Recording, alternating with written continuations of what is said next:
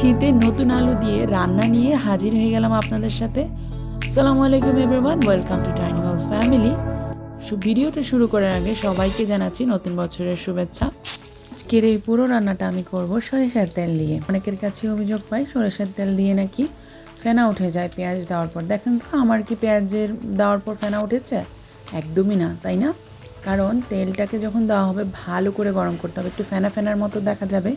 সেই ফেনাটা যখন পুরো চলে যায়, ধোঁয়া উঠতে শুরু করবে, তখন বুঝতে পারবেন যে তেল গরম হয়ে গিয়েছে। তখন দেখবেন যে পেঁয়াজ দিলে কিন্তু আর এমনটা হবে না। আর তারপরেই একটা মরিচ ভেঙে দিয়ে দিলাম, সাথে দিয়ে দিলাম তেজপাতা, এলাচ, দারচিনি, আর সাথেই আদা রসুন বাটা। আদা বাটাটা একটু বেশি দিয়েছি, আদা রসুন বাটার তুলনায় রসুন বাটা 1 চামচ দিয়েছি, আদা বাটা 1.5 চামচ দিয়ে নেড়ে তারপরে এতে লবণ দিয়ে দিয়েছি। এক্ষেত্রে একটা কথা শেয়ার করি যে অনেক সময় আদা বাটা রসুন বাটা দেওয়ার পর ছিটা আসে, ছিটাটা কমে যাবে যদি লবণ দেওয়া হয়। মানে আদা রসুন বাটা দেওয়ার আগে যদি লবণটা দেওয়া হয় তাহলে কিন্তু আরও ভালো।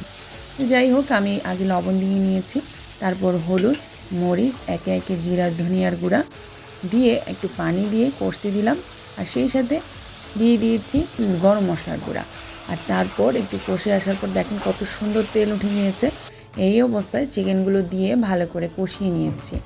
এখন এতে আমি টমেটো কেটে তারপর দিয়ে দিয়েছি, যেহেতু বাচ্চারা খাবে, যাতে ঝালটা নিয়ন্ত্রণে থাকে।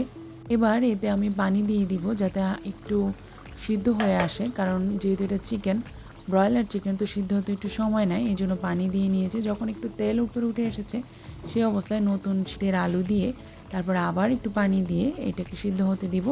সেই সাথে ব্যাস তৈরি হয়ে গেল আমাদের মজাদার চিকেন দিয়ে নতুন আলু দিয়ে একটা খাবার। আর এইটা গরম গরম ভাত দিয়ে শীতের রাতে বসে খেতে যে যা লাগবে, আপনারাও চটজলদি রেসিপিটা ট্রাই করে গরম গরম ভাত দিয়ে খেয়ে কেমন লেগেছে জানাবেন কিন্তু।